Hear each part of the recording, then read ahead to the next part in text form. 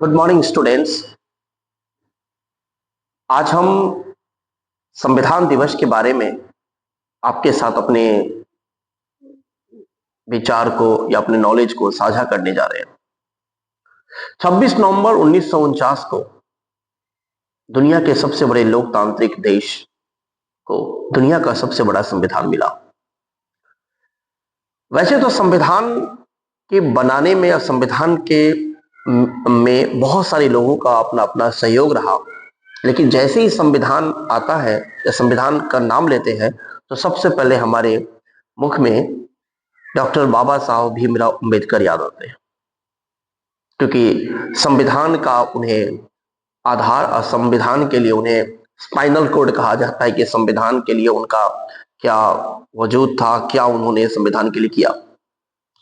26 नवंबर 1949 को इस देश को संविधान मिला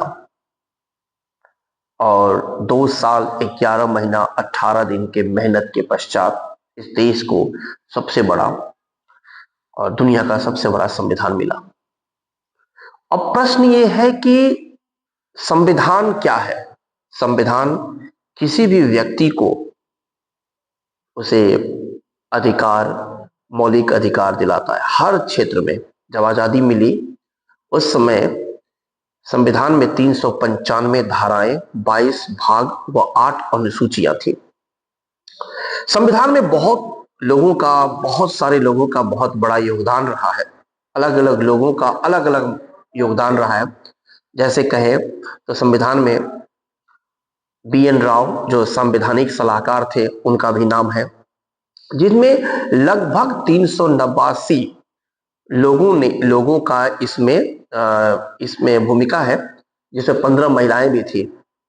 राजेंद्र प्रसाद जी संविधान सभा के अध्यक्ष थे और अलग अलग पटेल जी की जिम्मेदारी थी पूरे प्रांतों को जोड़ना।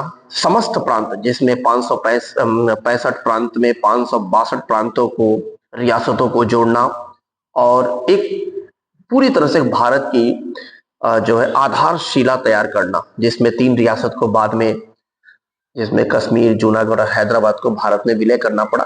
कई सारी समस्याएं आई।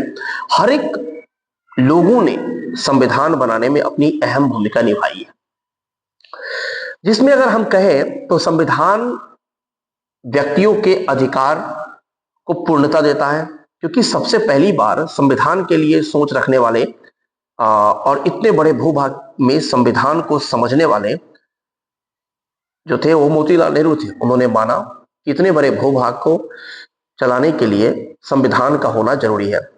संविधान सिर्फ एक किताब नहीं है। संविधान वो आधार है, वो अधिकार है जो इंसान को समाज में समानता, पढ़ने की आजादी, बोलने की आजादी, मौलिक अधिकार, हर तरह की सुविधाओं से उस व्यक्ति को अधिकार देता है।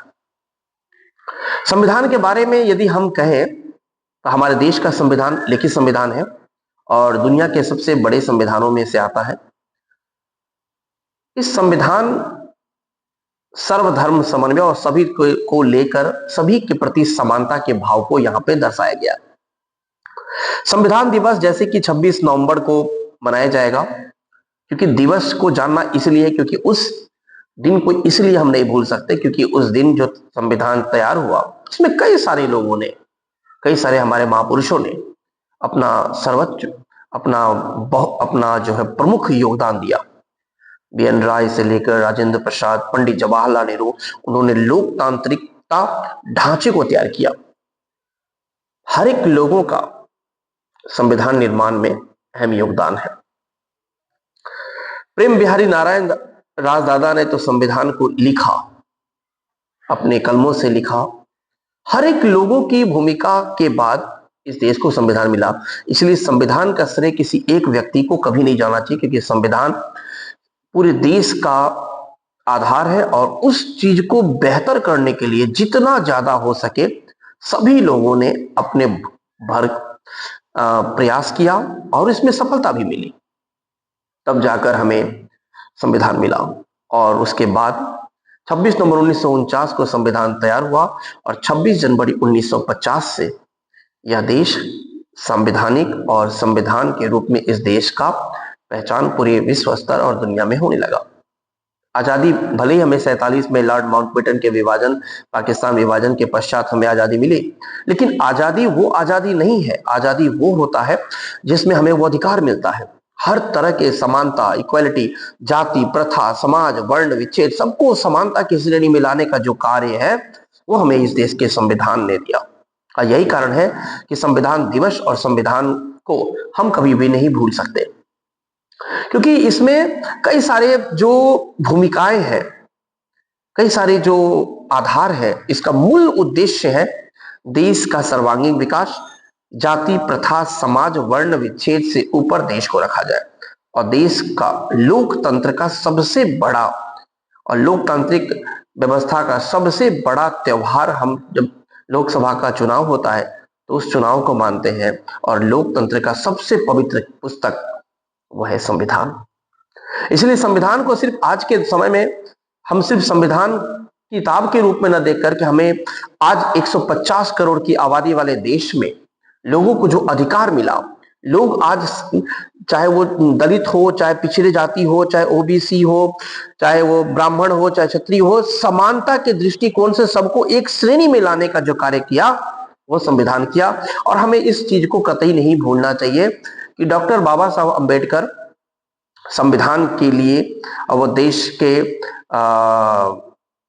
व्यवस्था के लिए, देश को बेहतरीकरण के लिए उन्होंने संविधान की पहल की थी। और उन्होंने एक शब्द में एक और बात कहा था कि जिस दिन इस देश में सबसे पिछड़े जाति के लोग अगर देश के पहले सिंहासन पर यदि बैठ जाए, उस दिन से ये आरक्षण, ये रिजर्वेशन को हटा देना चाहिए। लेकिन आज हमारे इस लोकतंत्र में जितने भी पिछड़े जाति के नेता अपने अपने अपने चेहरा को लेकर के आकर के उसकी हितैषी की बात करते हैं, वही संविधान का आज गला घोट रहे। क्योंकि संविधान में जो है आरक्षण जो है उन लोगों के लिए भी होनी चाहिए जो आश्रयहीन है, जो लाचार है, जाति के आधार पे नहीं, आर्थिक स्थिति के आधार पर होनी चाहिए।